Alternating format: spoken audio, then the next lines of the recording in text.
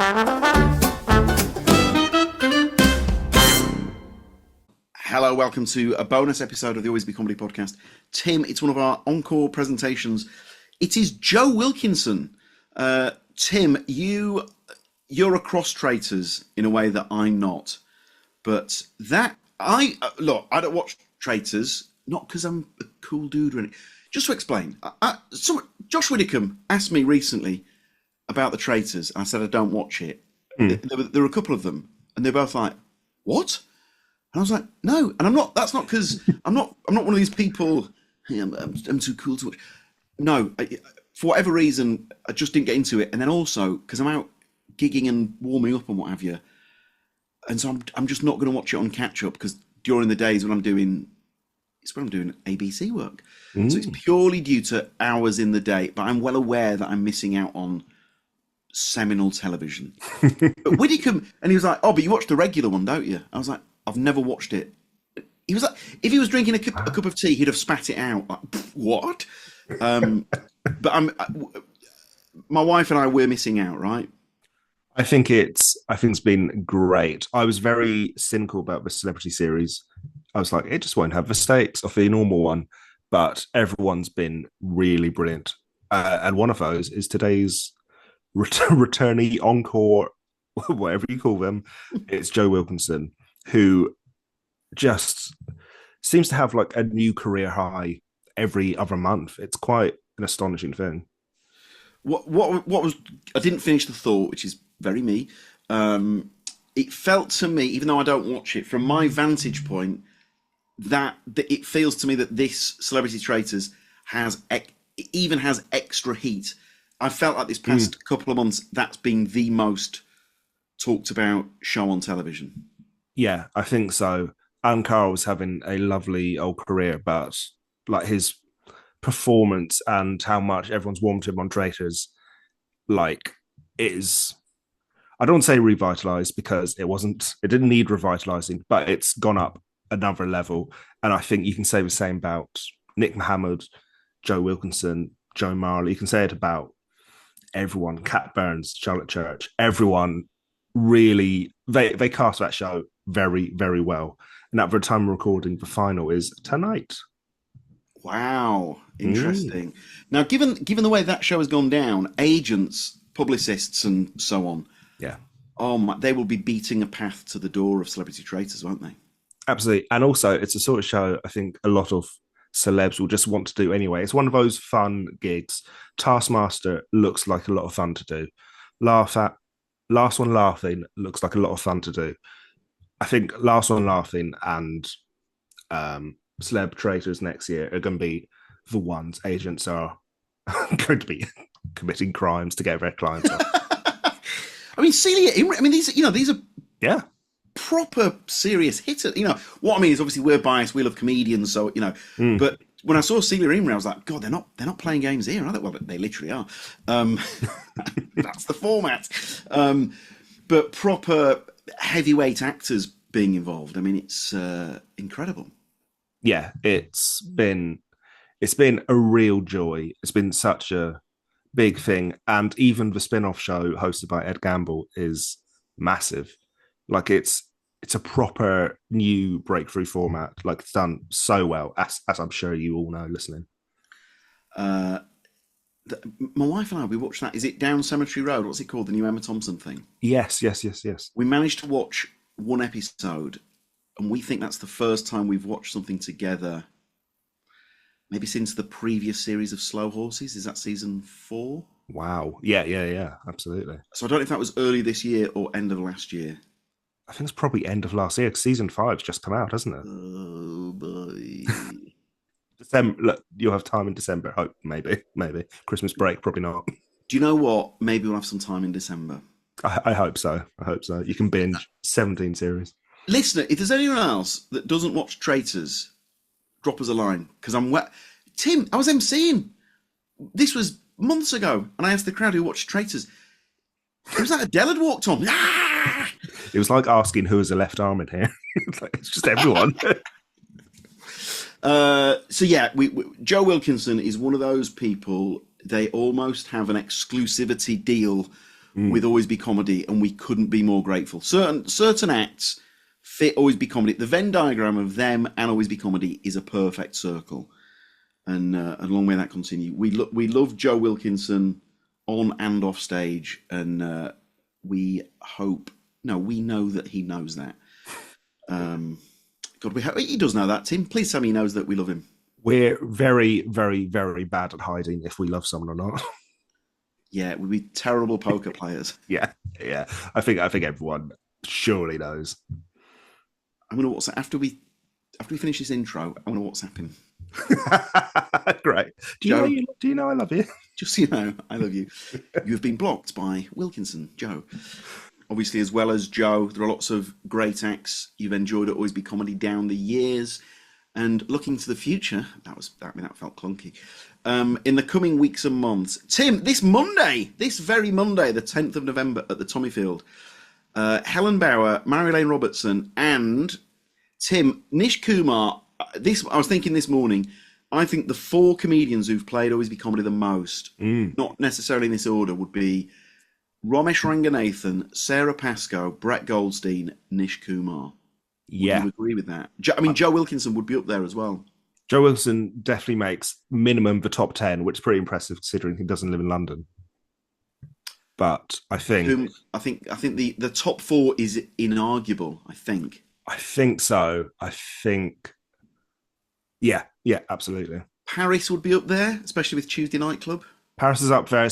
God, if we're including online gigs, maybe she does sneak into the top 4. We are, well, she's definitely in the 5 if we're including the online gigs. Definitely in the 5. Because Ramesh did loads of online gigs. Remember we did the run-throughs with him? Of course, yes. And Al Murray in that case. They were great vibes, those shows. Great vibes. The pub quiz. I think pub quiz format could really work. The pub quiz format online. That was great with Al. Yeah. Sorry, got wistful.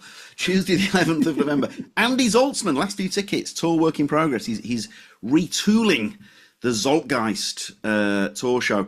Quite a few had sold out. And we're very grateful. Friday, the 14th of November, John Tottill. Look at this, Tim. John Tottill, Lou Sanders, Tom Davis, Samira Banks. Friday, the 14th of November. This one's already almost sold out. Rich Hall, Sunday the 16th of November. Excuse me, I shouldn't have had that cup of tea. Tom Davis is doing a couple of tour previews before he goes on tour with his Spud Gun all-new show, including Monday, the 17th of November. Big Tom Davis. So if you visit alwaysbecomedy.com/tickets, so many new shows, more shows. We've just added some new shows to the new year. Sarah Pascoe, Ivo Graham, Phil Wang, many, many more. If you come to a show, please be sure to come over and say hello. Always lovely to see you guys. In the meantime, one of Always Be Comedy's all-time favourite songs, a bit patronising, the great Joe Wilkinson.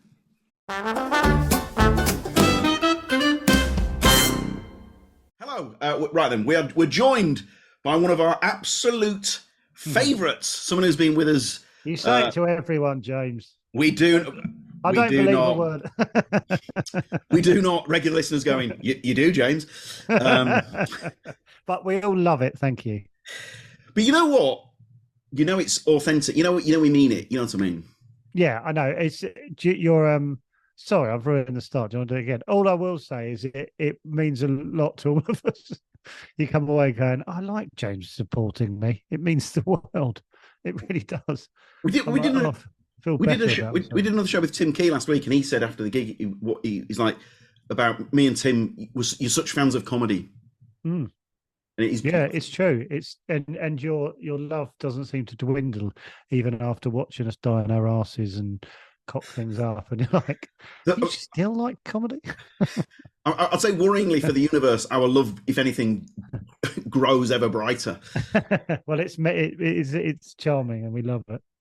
Now, Joe, please talk. Am I right in thinking? Right, I've got to ask this from the off. The book is during lockdown with the online shows. Were these the tales from this book that you were telling, or is that something else? Something else. No, I was writing these. Well, yeah, I've got a book out, haven't I? And they're cartoon stories, and I was writing them in lockdown but as a separate thing, because the stories have to, it's really weird. Stand up is all about sort of like misdirection and reveals and all that sort of stuff. But with a book, you can't write it like with a cartoon story, you can't do that. So you have to write in a very different way. And I found that out. It's a different sort of way of writing. So you can't go like in a lot of stuff. You go, oh, then you find out this bit of information. That's how I do it. You go, and then you surprise them with this. They didn't know that was happening and whatever. You can't do that. So it has to be like a kind of visual joke that they can kind of understand as they read and look at it. So you go, oh right, yeah, no, that won't work because I've told them that, and they've got nothing to get from the picture. If you know what I mean. I do know what you mean. So writing the book is writing for, I don't know, I'll hold this up. This one here. This is this story here is about am I doing this? Yeah, I'm doing this. I'm going to tell you. It's about smuggling cocaine through an airport in a cuckoo clock, basically. at midday, basically. So the cuckoo clock goes off, basically.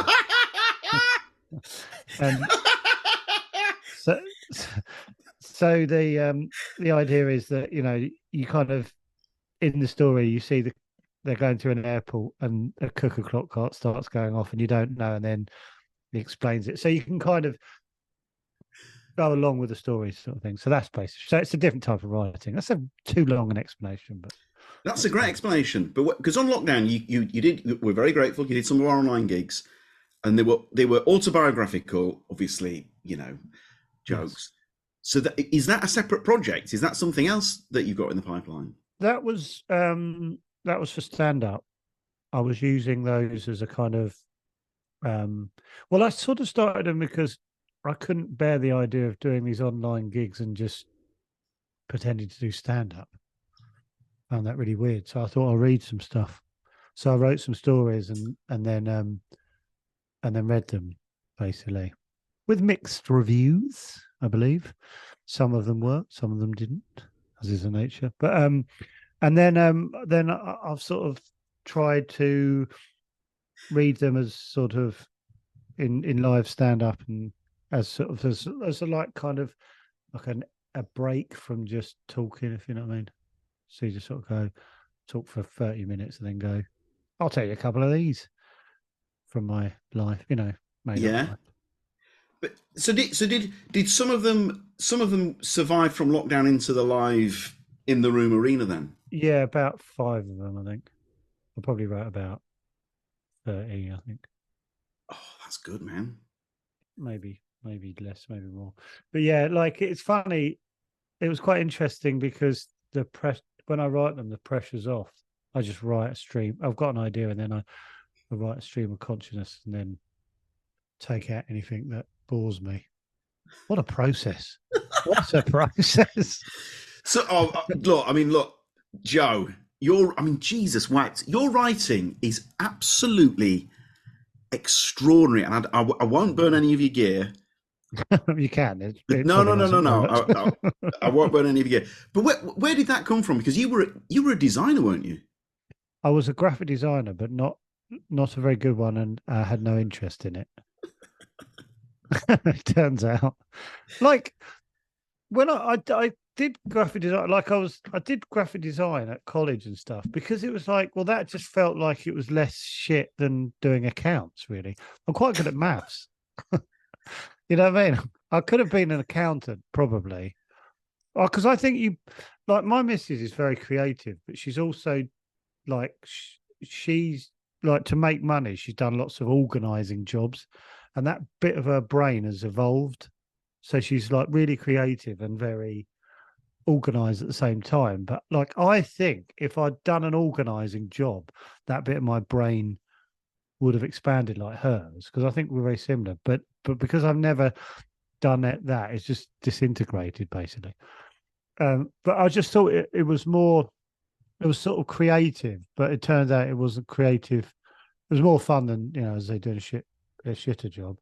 But then it wasn't the creative that I wanted to do. But I also was at school, like I was bottom of the class in English and stuff like that. I was like really I don't know if I'm dyslexic or something, but I just didn't click at school. So there was no way I was going to do a job that involved writing, because that would have shown deep down how thick I was in my head, you know. So I avoided it. And then when I got older, I just started writing. So how did you go? How did you go from graphic designer who wasn't enjoying graphic design to then making those first steps into stand up? What did I do? I was getting near 30, and I've always loved comedy, and I just thought I'll do one gig.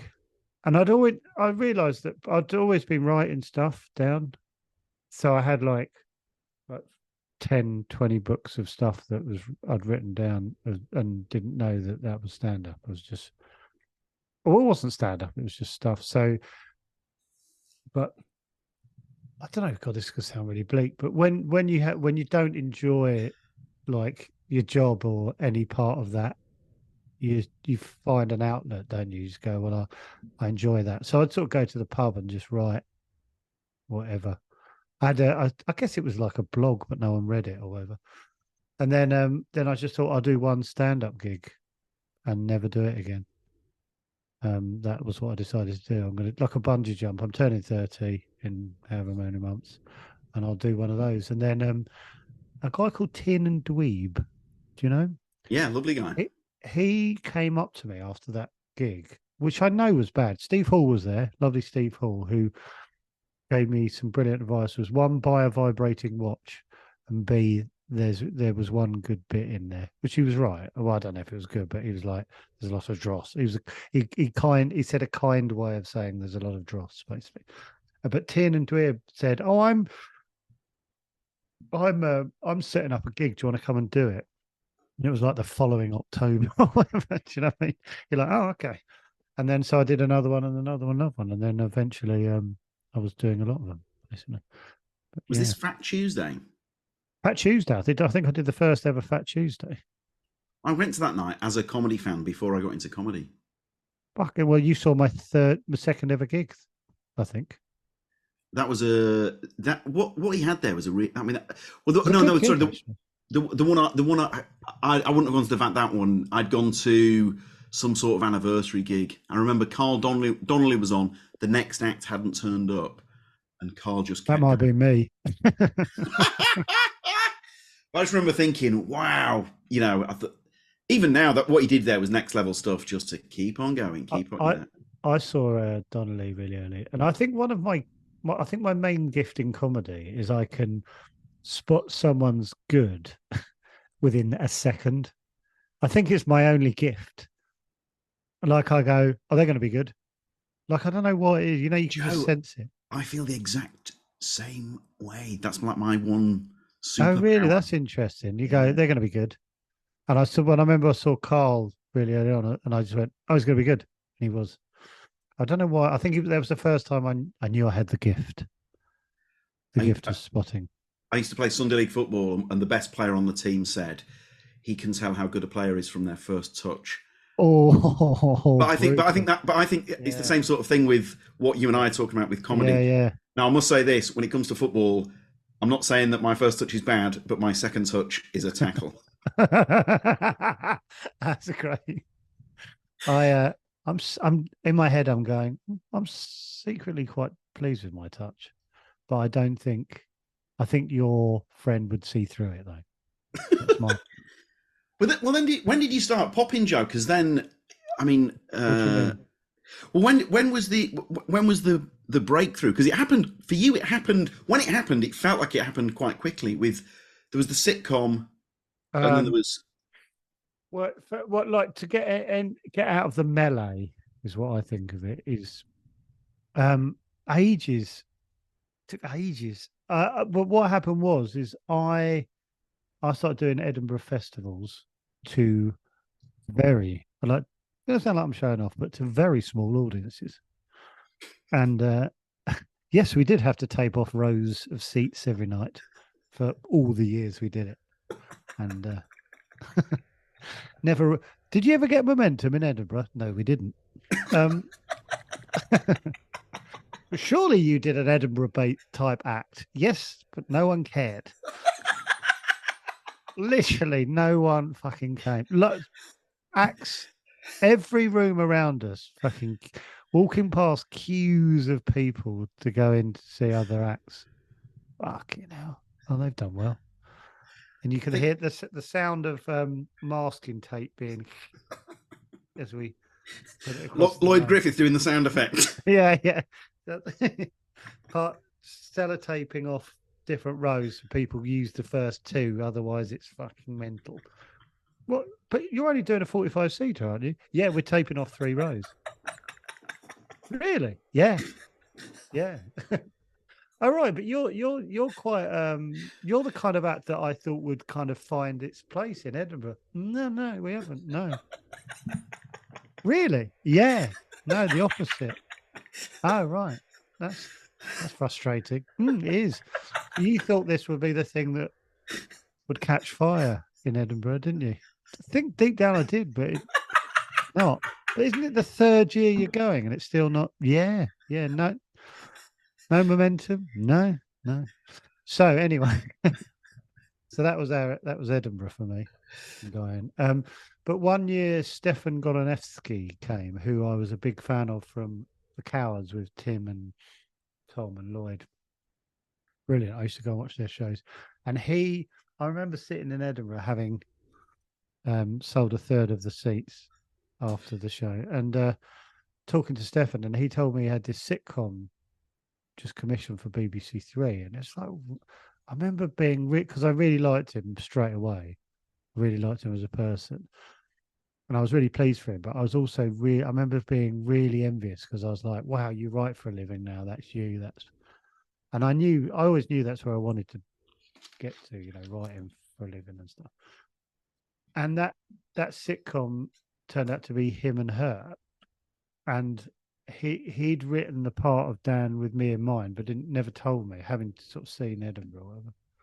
And then I went and auditioned. Fucking luckily I got it, because that's be heartbreaking to, but I hadn't done the character or anything. But it was just, I feel sick about that sometimes. Imagine, it's an open goal ish, So it's it's inside the box basically, with the keeper on the floor basically, and but I didn't nose it up, and I got that, and then that changed everything because they start seeing you as if you somewhat basically. I hope this doesn't sound horrible, but people start going, oh, someone else has used him, maybe we can use him, maybe he's not shit.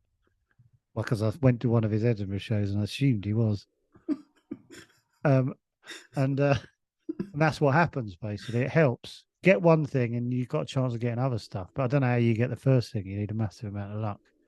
So yeah. Is that too long an answer? Felt like it was. It's an excellent answer. Was it? Oh, great. and then Cats happens from that. And I remember you did the Rob Brydon thing on BBC Two.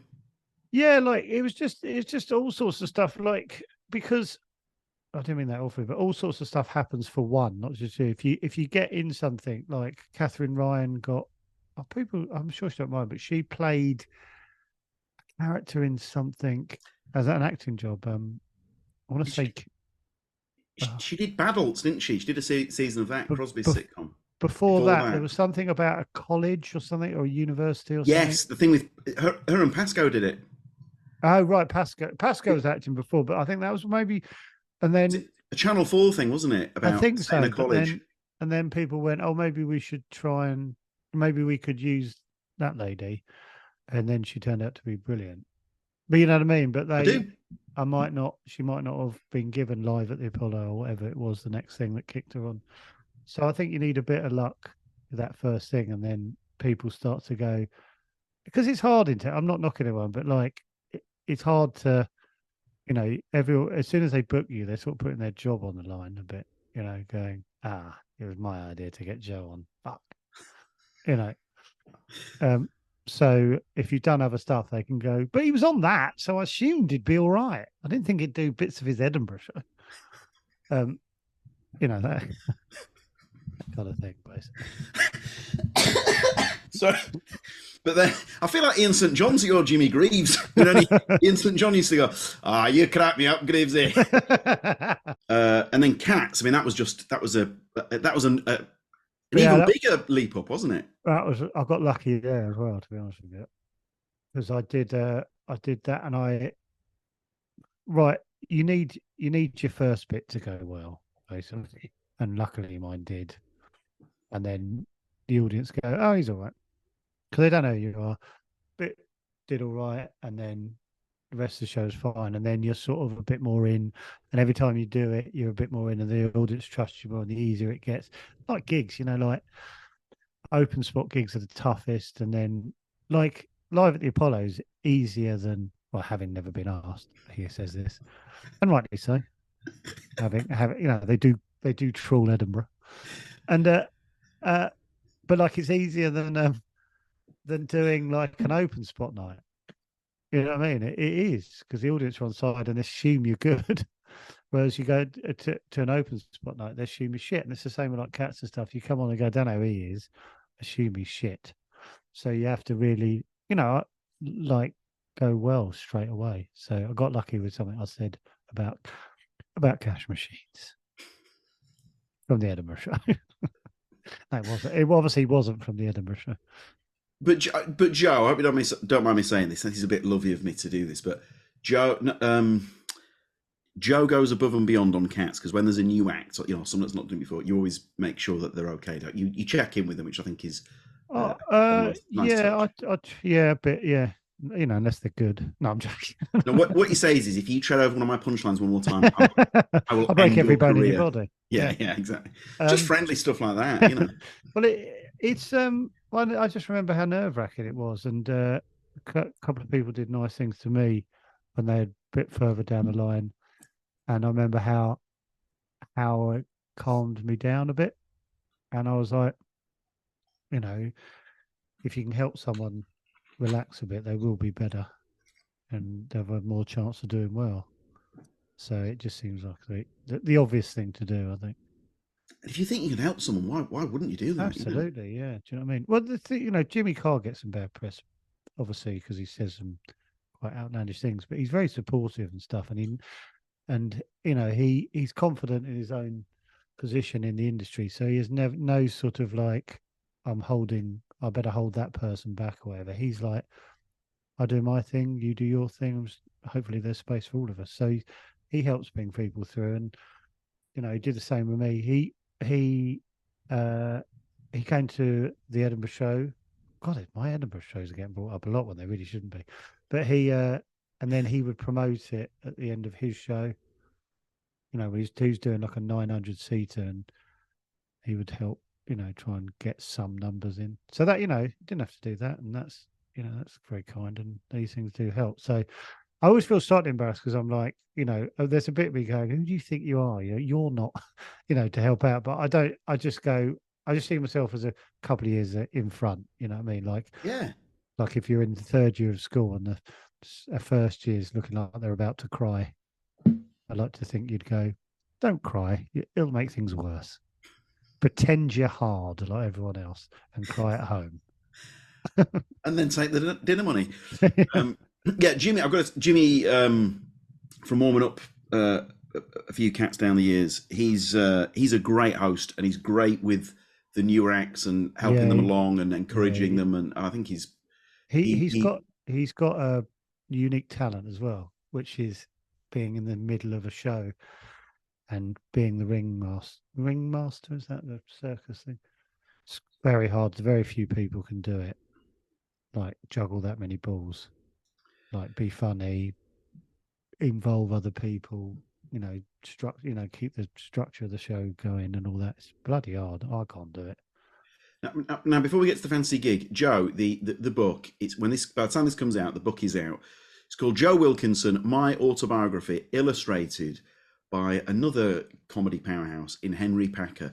So how did that come about? Because that is, for any comedy anoraks, and I include myself in that, that is a match made in comedy heaven, you and Henry. Well, he's right. I will show. Look, I'm look at the type of illustration. But I mean, the illustrate. Joe is holding up the book. The illustrations are they're phenomenal. I think. Extraordinary. And so, I take very little credit, but Henry and I had the idea of doing they asked me if I wanted to write a book, and then I was like, I don't really want to write an autobiography. So I did come up with the idea of doing a sort of silly one, which was basically a comic book. And then I spoke to Henry, and I'd seen his stuff; it was amazing. And then I'd send him the script, if you like. This is the first square, this is the second square, and then da, da, da, da. And I never could. It blew my mind every time what he sent back. I was like, holy shit! I was like, I'm involved, but I'm definitely I'm definitely not the genius. I was like, fuck! It was so good. And then so I had this amazing like year or two of kind of receiving these amazing illustrations and going, right. So rarely I can big things up, but because like how great I think he is. So he's a brilliant illustrator, but with amazing comic brain. So we'd add so many jokes in the pictures and stuff. And I'm still finding stuff now, little Easter eggs he's put in and stuff. It's crackers, yeah. So anyway, probably should. I mean, we talk about great comedy brains. I mean, it's a shame he doesn't gig more, isn't it? I love how his brain works. He's so funny and so quick. Like his podcast is great. Three Bean Salad. They're all three of them are really funny. So, but yeah, I was quite when we spoke to him on Chatterbox the other day, and I was quoting back stuff to him, and I could tell I had to pack it in because he was squirming. But he's got some of my favourite jokes, and every time I quoted him back on the pod, I was like, God, I am not doing this justice. People are going, I think he's rubbish. And I was like, sorry, no, it's definitely me. I'm doing the damage here. he had that bit about people who move out of London. I don't know if you've ever seen that. God, I might have. It just escalates and escalates. So he says, oh yes, he goes, we all know someone who's moved out of London and make out that it's not a big deal. Oh, so and this is it where all it is you get a tube, then a bus, and then you get on a horse, go across a river, and doesn't it turn into the chicken, the fox, and the all of that? Yeah. And then there's some sort of there's a drawbridge that he's like crossed over to another dimension, or Yeah, that's right. Yeah, you've got to pay the goblin with three zlotys. It's that sort of. Yeah, amazing. I do remember that. I quoted back the one which was when you remember when widescreen came out. He was talking. It was around then, and he goes, I got widescreen telly for the first time and put on Match Today. Turns out Ian Wright's been sat just to the left of the camera the whole time.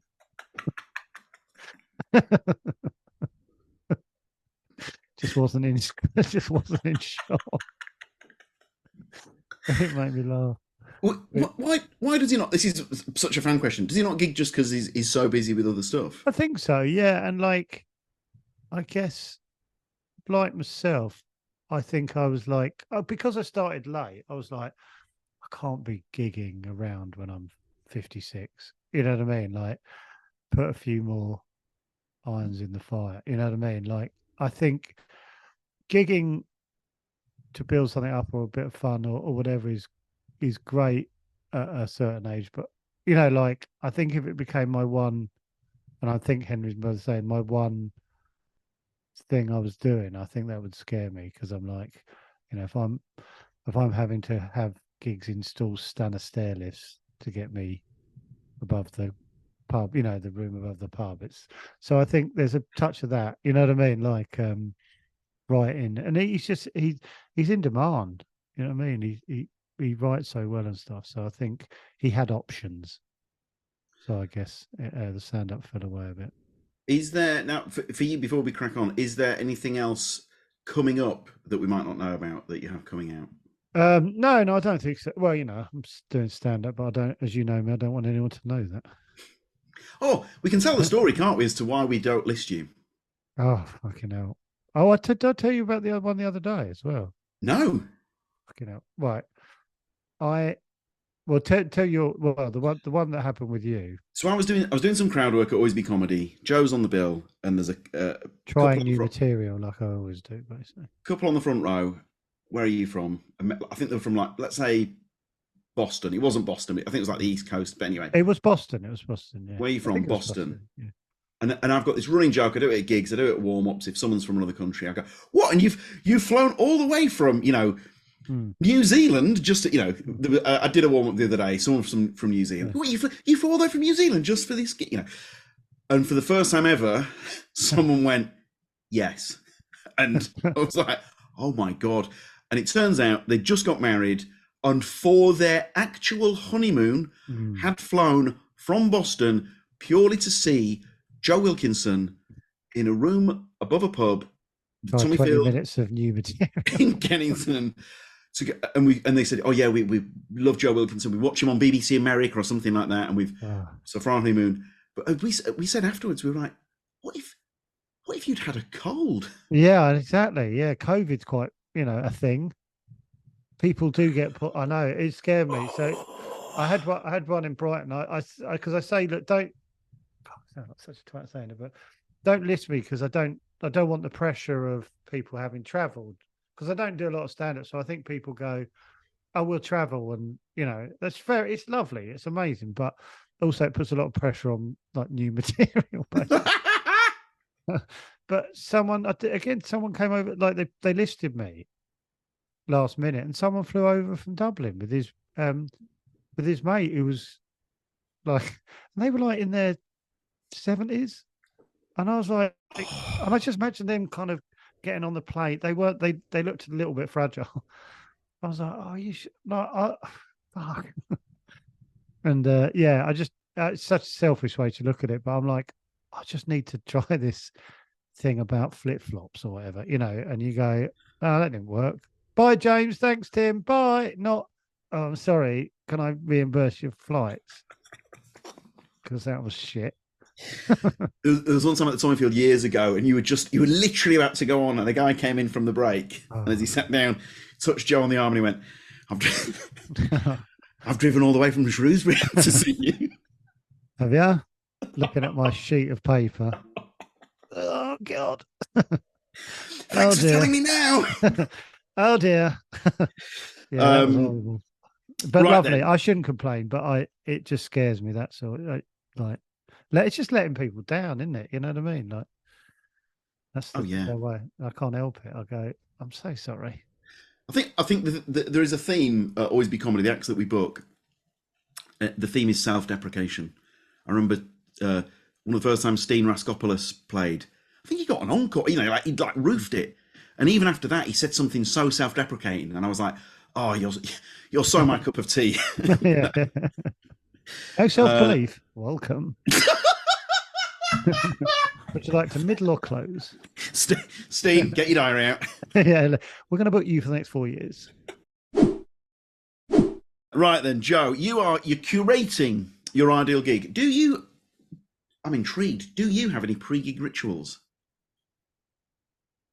Learn the stuff. I try to. So you're not like, there's no like performing the sign of the cross, have to have a, I always have it written on my hand. I told you I got ink poisoning when I was when I was gigging a lot. Yeah, I got ink poisoning. My hands swelled up, swelled.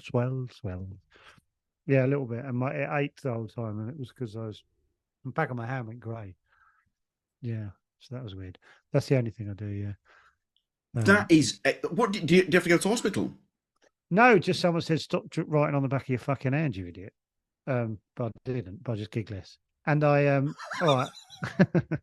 I thought I'd just gig less. But also I write the set list down like this every time.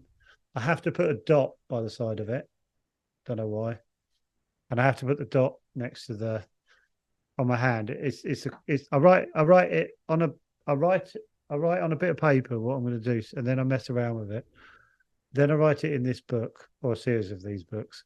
Look, so it's with the date that the gig. Let's go to the last one because it was yours.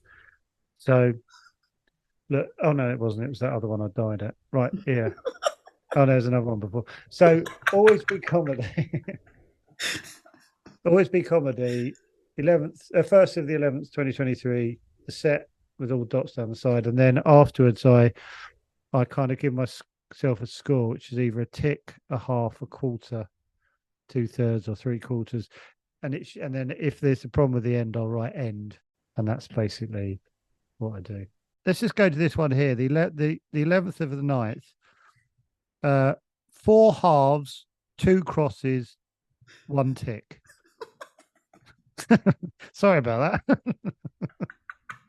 Which means pretty much most of it didn't work well. I think, listener, I think you can tell Joe is to say Joe's his harshest critic would be one of the great understatements. He probably got a standing ovation that night. Put a half down for that one. Who MCs the gig, Joe? Right, can I theme, like you said, you can theme it, Joe, and I thought I'm going to theme it. I want to recreate a gig. I did not a show. I did a mixed bill gig in Edinburgh years ago called the Comedy Bucket, and we called it the Comedy Bucket because we wanted it to sound as shit as possible. It was either between the Comedy Bucket or the Comedy Trough. When I was on the open mic circuit, there were open mic gigs called the Comedy Bin. Well, yeah, that's probably better. Talk about Saint Stall out. I did Comedy Bin gigs pretty much every single night of the week. But we settled on Comedy Bucket, and it was it was 17 years ago, and the 4 people I did it with, we still meet every few months for a curry. Outstanding. And it's one of my favorite things in my life where we call it the bucket curry. So it's what the WhatsApp's called the bucket curry, and we haven't had a bucket curry for a few months. So the last one was last Wednesday in Balham. Oh, Joe! And they're 4 of my favorite people in the world, and so my idea of the theme is basically we did this. But sorry, I'm.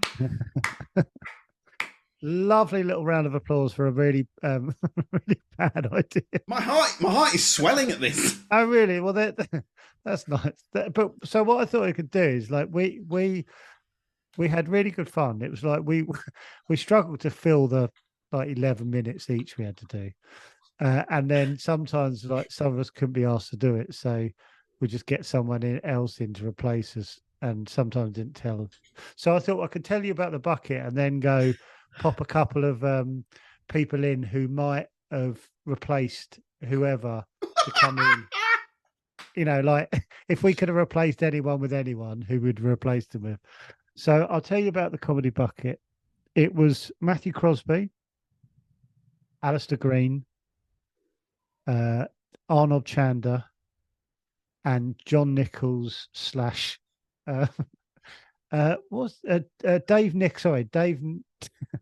John Gordon / Dave Nichols. Right now, John Gordon doesn't do comedy anymore. He's a pensions lawyer, and he was unbelievably funny, and like in a way that he was the real deal. He was slightly mad, like took risks, not realizing he was taking risks.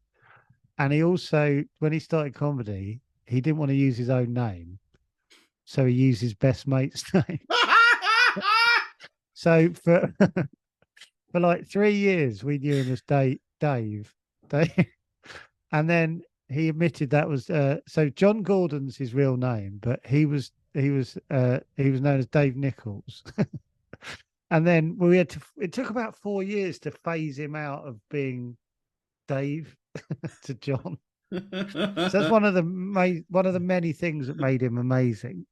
So he was like our closer, basically, because he could do like hours, improvise for hours, basically. But like he'd always say, "Oh, I'm only going to do 2 minutes. And then like do about 28 minutes." So but anyway, so I'm jumping ahead. Matt Crosby tended to MC though, so he's my MC basically. For Great choice. Yeah. Now Crosby, I mean, flaming heck. What impact he's had on comedy this past 15, 20 years? Yeah, he's won the Perrier, nominated for the Perrier twice with Pappies. Also said he created one of my favourite moments in comedy ever when he was emceeing his gig. And if he's listening to this, he goes, he's telling this fucking story again. But so he used to MC this gig, and it's not gonna come across that well, but it's my favorite thing. Not come across well, but you're gonna go, is that That's one of your favourite moments. Is that it? But when you saw his little face, he's created a couple of my favourite moments. I'll tell you the other one as well. But basically, he was talking to the audience, and he said to this lad, "What do you do?" And he goes, "This guy worked for was a waiter at the Harvester." And then he talked to him for a bit, and then he went on to someone else, and they said, "What do you do?" And he goes, "This person said I work at the Toby Carvery." And Matt Crosby went, got a bit of rivalry here. I don't want to start a turf war, or should I say a surf and turf war? Oh, come on, come on! And I was like, "That's it." But the audience gave him nothing, Oh, right? Right. Come on! And so Matt basically told them why it was good in the moment. Like, he didn't say it was like, he said, and it made me laugh so much because he's going, like, they both surf and turf. And I made that all up, and it made me laugh because he was so like, couldn't believe it. It got nothing. And he just went on for about 10 minutes going, why why they they should have given him more. And it's still, I think about that every now and then, and I just laugh my head off. But like, it was his own gig, so he's only ruining his own gig. He was going, but I didn't know he worked at a Toby Carvery, and I didn't know that she worked at Harvester, and so the fact I did that in the moment is, and they're like, do you realise how good that was? Yeah, and he just wouldn't let it pass. I'm going to bring our next act. Hang on, sorry, just one more time, just to explain. I was laughing so much at how wound up he was that they didn't give him more. So that was really good fun. And then the other one was he went on before me at the Gong Show, basically, and I went on after him, and I got through the 5 minutes. And if you get through the 5 minutes, they give you the video. But what they do give you like a video of it, but you get the sort of act before and after. And I'll tell you about the other act doing this very dodgy bit of material. But Matt went on before me and told his Abraham Lincoln material that he knows never works. And just you could hear a pin drop as he does the punchline, and then these 3 red cards go up in shot, which is they put the red cards up. You get 3 red cards from the judges at the front. You're out, and you just see pop, pop, pop, and then they gong him off, and he does this really like Scooby Doo type sort of shucks sort of punch across the air to himself, and walks off. And I used to, when I had a video player, I used to pop that on quite a lot and make myself laugh. But Matt, like a 300-seater room, like goes so quiet, and then because he got red carded off. So yeah, so Matt Crosby is my MC. Superb. Right, so who opens then? Right, who opens would be like we all took it in turns opening at the Comedy Bucket, but I am going to. Who am I going to? I think we'd have made it Alistair Green open because Al the Stick. I knew him as Al Stick for years, but he's now Alistair Green. But we would have made him open because he had some material that worked. So we would have probably made him open. He used to have a bit of material that we still quote back to him, but he quotes back like about mice having mice. So 17 years ago, it gets brought up. He has a bit about like a mouse crapping in his. I don't know. I can't remember it, but he had a bit of mouse material that worked. So we opened with him, but he's one of the most naturally funny people to walk the earth, and it took a long time for people to catch on for some reason, and now obviously he's massive on social media and stuff, but he's been brilliant from day one. So Al would open, but would underrun. I do think people should check. I'm sure most people know who he is, but he's so funny.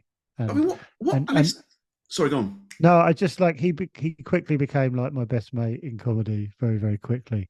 And we all of us, all the bucket kind of found each other really quickly. So we had this little gang of mates. But I think I met Al when I did um, well, we actually met doing, I think we met properly doing the Laughing Horse final. Yeah. Grim. But I remember us doing the Wednesday night at the Comedy Caf, and I thought mine had gone all right. And then Al had come. If you won the little Wednesday night competition at the Comedy Caf, you came back and closed That's right. the 10 minutes the following week. And he came back. That's the first time I saw him, and I went, "Oh no, I didn't do very well. I thought I'd done quite well." And I was like, "I've got a long way to go. That man there is exceptional." And he was fucking brilliant. And he'll hate me saying that, but I was just like, fuck me. And I was like, he must be like 10 years in or something. And someone said, no, he started about 8 months ago. It's like, fuck. He's done always be comedy a few times, not for a while. I mean, we'd love to have him back, and you know, a top dude as well. But again, it's that thing: great comedy brain, great angles. He does a bit. He did a bit about Amdram plays. Hmm. The Flowers. That was the bit. I mean, so I mean, it sounds like the worst thing ever, but so funny. Yeah, but another one we talk about, like having like just naturally funny. Everything he does is funny. So he opens only because he's got mice material that works. But then, I mean, and then also, I mean, he's one of these guys where talk about a good decision to get the old phone out. Oh, what with his videos? They're so funny. They're so brilliant. And like, I think he started in lockdown, didn't he? And it was frustrating for me because I was like, now you're getting it. Fucking hell. Why has it taken this long for the world to go, this guy's fucking brilliant? Mental. To the extent where, and I put myself in this group, you'd be counting the moments down for the new video. Yeah. Oh, it is so good and so consistently good. I went to see his show that Tim teched. It was so funny. And then he did a Q&A for about an hour afterwards, and it was so funny, him just answering questions and being an idiot. It was, yeah. So Al has the honor, and this gig is called the Comedy Bucket, so he gets the honor of opening. I should know what it's called, opening for the Comedy Bucket. Superb. So who's in the middle? The middle is Arnab Chanda, who basically I saw again like really early on, and he grew up in America around New York way, I think, and he had that. He's sort of got a bit of Dimitri Martin about him, and just wrote really funny jokes and just stood really still and was really funny, and then hated himself as he's doing it. And I just thought, oh, I like this lad. And he was really young, brilliant. And he won all the competitions. I think he won every single one of them, I think. And almost got it too quickly. Like everyone was like going, do you want to do 40 minutes in Portsmouth? Or we used to he won like junior, we called it junior junglers, basically, which was like they ran a stand-up competition. He won that. And the prize, unfortunately, was to do lots of junglers gigs. And I think it like broke his spirit a little bit. But yeah, I immediately loved him because he sort of hated himself as he was telling the jokes. And then in the Comedy Bucket that year when we did the bucket, I think there was like 3 Edinburgh competitions up there, and I think he entered 2 and won them both. Like he just, oh my gosh! But he did his set wrapped up because he was so embarrassed about like his set or doing stand-up, whatever, that he did his whole thing to the back to the audience, or wrapped in the back curtain so you couldn't see him, and he was still brilliant. He was still really, really funny. And also, that's such a shame that's what happened with the Jonglers thing. Because if he'd done it on his own terms at his own pace, I think he'd still be doing he still pops up in stuff, and because everyone still loves him. But like he did, I went to see Simon Amstel at the Chapel a few years ago, and Arnold still. He's mates with Amstel and he still supports him occasionally. And so the chapel's like 800 people. So Kitson was comparing and then it was Arnold and then Amstel. And Daniel Kitson said, one of those brilliant people that unfortunately stopped, almost too good to stopped. And he's right. He was so good. But, I can't speak for Arnie, like whether he did stop for that reason, but I think that's sort of what happened a little bit. But yeah, I immediately thought, like Matt, Al, John, Arnold saw him straight away and thought they were brilliant. But yeah, he was just so brilliant. But yeah, showing me done. I remember in Lee Mack's book, Mack the Life. It's a really good book, and he sort of comes to the conclusion. He used to think. I so get this. He used to think that comedy, you've either got funny bones, you can do it, or you can't. And then over time, he's realised that some people, it's almost like a war of attrition, and just by virtue of still doing it, end up working out how to crack the code, and it happens for them. And then, heartbreakingly, you do see brilliant people knock it on the head. Yeah, I think like Arnold had, like I think he worked it out. Maybe it wasn't as much of a challenge as well. Maybe like It must be weird, like a year and a half in and you just sort of won every competition and like you're the best in your year or whatever. And he'll hate me talking about this as well, but I remember I honestly on my life remember each of the 4 people that I'm still friends with. I remember the first time I saw each of them do stand up and immediately was like, who are they? But yeah, I remember Arnie was in a pub in, what was it called? It was upstairs at the Queen's Head in Soho. Denman Street, that's right. And upstairs, and you come in the door and the stage is right in front of you. About 14 people in the audience as per. Yeah, and that's when I met Arnie. I'll tell you a story about Denman Street. When you're open mic act, there's like 20 of you on the bill doing 5 minutes each. Oh, yeah. And I was one of the acts. And the MC goes, she's got a sheet of paper in her hand, and she looks at she goes, "Oh my God, your next act is one of my favourite acts on the circuit." And I'm stood by the door thinking, I mean, we've gigged together a couple of times, but what a lovely testimony that is. One of my absolute favourite acts on the circuit. And then before she gets me on, she goes, she looks at the sheet again and goes, "Oh no, sorry, no, it's not. No." James Gill. Al tells a story about I'm going to say the name of it, Monkey Business, the bloke who runs Monkey Business. Al went on doing 10 minutes, and the MC bloke who runs it went, the act you've just seen did 20 minutes, and I paid him because he's a professional act. The actor about to see is doing 10 minutes. I'm not paying him. He's not professional. He's doing half the time, so he's half as good. Please welcome on the stage, Alistair Gray. The worst one I ever saw. Now this is bad. But a guy went on stage. I don't know if you can use this, but he was like sort of in a suit, and he went hi, and he came up, and this guy had an energy which I hadn't seen before. He was like, "What's going on here?" And he went, and he goes, I wasn't sure I was going to do this gig today. I really thought I wouldn't do it. And he goes, I buried a relative today, and he goes, I wasn't going to do it, and he's like this, and he's like breaking down on stage. He goes, no, I shouldn't have done it, and then he leaves. And then the MC comes over. This is on downstairs at the King's Head. And the MC comes on and goes, "You ready for your next act?" Oh, God! Just got the next person on. Didn't deal with it at all. Let's keep that energy in the room. unbelievable.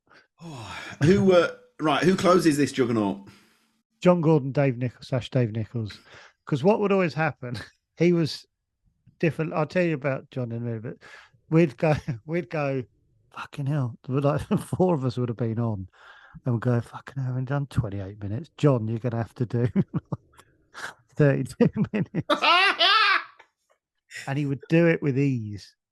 Did one set in French, like broken French, because he tried to work out all. He did his material, and then someone wasn't laughing, and then he went back and recreated his whole stuff in pidgin French back to them. And it was so funny because he was just watching a man try and work out how to say like cloaking device in French or whatever. But yeah, he was our ace in the pack basically, because he could so good. He was amazing. And what was I going to say? Oh yeah, so me, Al, John, and Matt and Arnold used to go to up the creek on a Sunday to try stuff because Will Briggs ran it, and he started around the time that he started running gigs around the time we started gigging, and like he sort of Al and loved Al, so used to get Al on a lot, and then I met Will through Al and stuff, so we'd go quite a lot on the Sundays. And so I was sitting there with John and Al, and John's going, "Fuck, I'm gonna die tonight. They're gonna hate me." And he's like, "Why?" And he goes, "Because I'm doing my stuff on cloaking devices." And John's like, "What's your stuff on cloaking devices?" And he goes, "Oh well, why won't they? Well, first of all, Al said we'll do something else," and John's like, "Well, it's in my head now."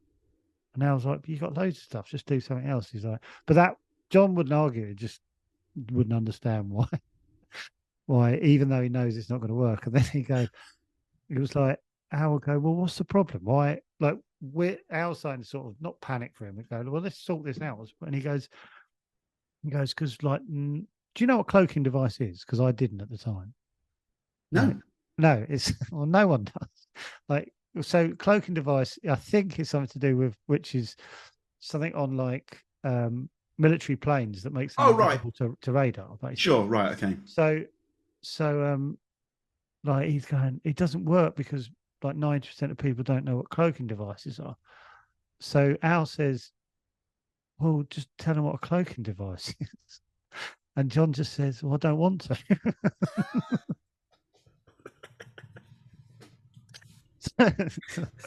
So he went up, and me, I don't know, I think it was just me and Al there that day. Me and Al were like that. Fucking hell, here we go. And I'll have to do it, but John he used to make me laugh so much. I'll have to stand up to do it. But John was like, he's quite twitchy. And we all do this impression of him, so I'm sure he won't mind. But this is what he does on stage. He'll like this. And he just slides about like this. Like his back foot's like that. And it's so weird. It's so funny. But he's not doing it for any effect. It's just what he does. And the thing about John, so he's dying because they don't know what cloaking devices is. And the thing you got to understand, like they start heckling him. Oh and my we go, God. No, like this is the mad thing about John. We go, "Oh, thank God." As soon as you heckle John, you know the gig's going to be fine. Because John is so funny and so brilliant and deals with hecklers in such a weird way. We relax. If people start shouting at him, we know the gig's going to be amazing and he's going to do about 45 minutes because he's just mad. It's like giving Messi a through ball. Yeah. And then we'd go, "Oh, thank God they started shouting at him." And then he would just like deal with it in a really weird, funny way and be amazing. And so me and Al sort of relaxed at the back, having a pint, going, "Oh, it's fine now. They're shouting at him." That's incredible. But he's the real deal. John, yeah, I sometimes get sad that like he was like, I tell you also, his first ever gig was the heat of the BBC, where which he won, the first ever gig, knocking out Russell Kane. And his second gig was the what do you call it? The final of it, the second ever one, which is televised. And he did different material in the first gig and the second gig. Oh my gosh! Yeah. But Yeah. I guess again doesn't miss it. No, and like we sort of asked him why he don't. He goes, he just goes because I'm a pension lawyer. We're like, Yeah. right? He goes, yeah. He goes, yeah. That's what I do. I'm a pension lawyer. He just did it for a bit of fun and just happened to be one of the best people to ever do it. It's just, yeah. I do get a bit sad when I think he'll do it. But when we meet up, he makes me laugh so much because he just thinks differently and like says stuff that you can't ever predict, and it's just rare. But yeah, so those, yeah, I'm a massive admirers of all of them, and I'm very lucky to still be having curry with them every few months. Beautiful. The guys that quit for the normal life, whatever normal is. I do always think of that bit on the Jerry Seinfeld documentary, Comedian. Through the window. How do people live like that? Yeah, yeah. Well, I think I'm a bit of an admirer of people that stop as well, because Oh, don't get me wrong. Yeah, yeah, absolutely. I go, yeah, you don't need it. It's, you found your path and good luck. And we still beat up and talk about stupid things, and he's still in my life, so that's good. That's beautiful. And the curry thing, that's fantastic. Oh yeah, 17 years we've been doing it. We're trying to work out what we're going to do for our 20-year anniversary, where we're going to have it. Should go to Delhi or something. Have a curry in Delhi. Or 20th anniversary gig. Do you know what? That would be so. None of them would agree to do it. You and Crosby might agree to it. Al. I don't even think Crosby's got loads going on. He can't be asked. Joe, is there an incident that you would love to somehow reenact at this gig? I saw an MC at a gig get cramp in both his legs at the same time. It was one of the fucking weirdest, funniest things I've ever seen. So what happened was he was just talking. So I was at the front looking at my notes, right? No, sorry. It's fucking madness looking back. And so he's just talking away about a wedding or something. And he goes, ah! Ah! And his legs sort of shoot forward, and he falls back on the floor. And like everyone, my first things, I was like, "God, fucking, is he all right? What the fuck?" I don't know if he had a heart attack or stroke. And he got up. He went, "Oh," everyone was like, "The fuck?" And he went, "Oh, sorry about that. I just got cramp in both my legs at the same time," right? Which is the point I lost it and was laughing. But then he went back into material. I was like, why are you not discussing the fact that you got cramp in both your legs? It's insane. And he was just going, so the wedding, they had chicken, and I was like, who gives a fuck about your sister's wedding? You just got cramp in both your legs on the stage. So if it'd be hard to recreate, but that would be something I'd travel for. Oh my God, brilliant. Is there an incident that must not happen at this gig? I think everything that's happened has sort of had some, like me and Al did a gig, like if Al's listening to it, I'll just say Ponder's End, and Al will have a little shiver. But we went, a good friend of mine, Pete, lovely man, used to be a bouncer, worked in the sex shops in Soho and stuff. Brilliant man, love him to bits. But he put this gig on, and he was like, oh, "I can do this gig." And then got out there, and I was walking around Ponders End, which is like near Enfield. I was there last year, actually, weirdly, and I couldn't remember the pub was. But we're walking up Ponders End High Street looking for this gig, and saw a pub on the left, and I was like, "Fucking hell, that's not a pub I'll ever go in." Like loads of Union Jack flags and just a very hostile looking pub. Walked up the thing. I was like, "This is the only pub on the bloody road," or it was that pub. Got in, and it was like just white skinheads, basically. Anyway, me and Al we went went round and saw right, here's the pub. Here's the pub. Me and Al sat there having a pint, sort of laughing about it, going, "This is insane." Anyway, a Canadian friend of ours, Greg, one of the loveliest men on the really upbeat. He comes in. He goes, "Hey guys, how we doing?" And so that's right. The gig's round outside, and that's where it's full of the skinheads, basically. So he bobs in. I'll never forget this. Bobs in like this, and he goes, "Hey guys, how you doing?" And Al goes, "Yeah, you right, quick." He goes, where is this where the gig is?" And I went, "Yeah, it's just round there. Why don't you have a look?" And Greg bounces off, comes back like ashen face, sits down, and like the most positive man in the world is just sitting there, like feeling faint. And we're laughing, and then mate, a few other acts turn up, and everyone's going, "Fucking hell!" And Pete comes around, and we're like, "Pete, this is a fucking shit show, can't do it." And he's like, starts begging us, "Please do it, please do the gig." And we were like, "Fucking all right." And he goes, "Right, who's going to go on first?" And everyone's going, fuck this, I'm not going on first." And Pete, who I know, I'm the one who knows him best. He just takes me aside and goes, "Please go on first, please, please." I was like, "Fuck it, all right." And so Pete goes, he's emceeing, and I remember it so clearly. He's like, he goes up and and all this mayhem starts, and he goes, look, please stop. All he says is, "Please stop shouting," about 4 or 5 times. "Please stop shouting. Please stop shouting." And then he gets me on, and as I go up, Al just says to me, "Fucking hell, just don't upset him." And it's the only gig, and I did upset him. And then it's the only gig I've genuinely asked if there was a back way out. Yeah. And there was, and I went to the back of the room, and it was fine. Like, they weren't going to chin me or anything, but I did piss them off a bit. Al went up and fucking smashed it. Seriously? Yeah, he did. He did, but he did well in the way that you couldn't have got any more from it. And he didn't do anything that, he was just brilliant rather than playing to the crowd, if you know what I mean. He's just like undeniably funny.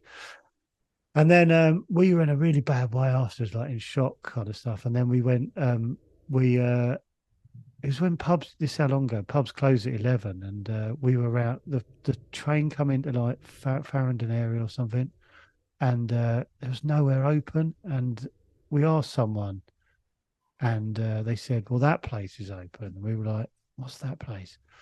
It turned out to be a strip joint. And me and Al went in. There was a strip joint. We went in the door. We paid like £1. Went right, and there's a back room where the strippers weren't. And we had like 3 or 4 pints just to join. So not actually in the strip joint, but every 20, 25 minutes, a lady would come around with a pint pot. We'd have to put £1 in, because obviously in there she was doing a dance. Yeah. We never saw the dance, and rightly so. We just had to pay £1 to keep drinking, because that's what we did. We just needed a drink so badly, and we just but every time I just have to say Ponder's End to him, and he'll go, "Don't, fucking don't." Yeah, very, very dangerous gig that. But Outstanding. Joe, what incredible. So the very last question, how do you unwind after a gig? I don't really. Are you one of those lucky people that can just go straight to sleep? I think I've realised I don't get the highs or the lows of other people. I think I might get the lows, but I definitely don't get the highs of other people. Because people say to me like, "I couldn't sleep," or "I'm buzzing," or whatever. I'm sort of missing that gene, I think. I don't really get pumped. Like, I'm like literally, if I'm tired after the gig, I'm literally asleep within minutes if I'm on the train or something.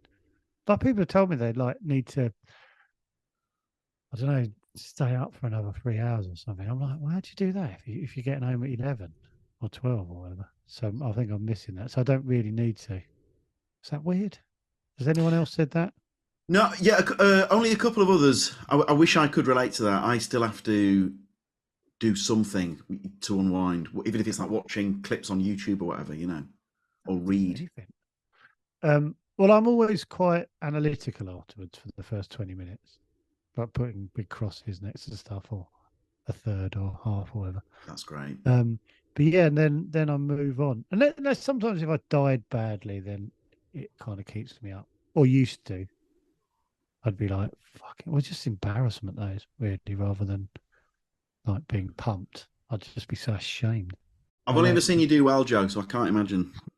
Oh, God. You should have joined me on Monday. Oh. Joe, we couldn't be more grateful. That was absolutely wonderful. So thanks ever so much.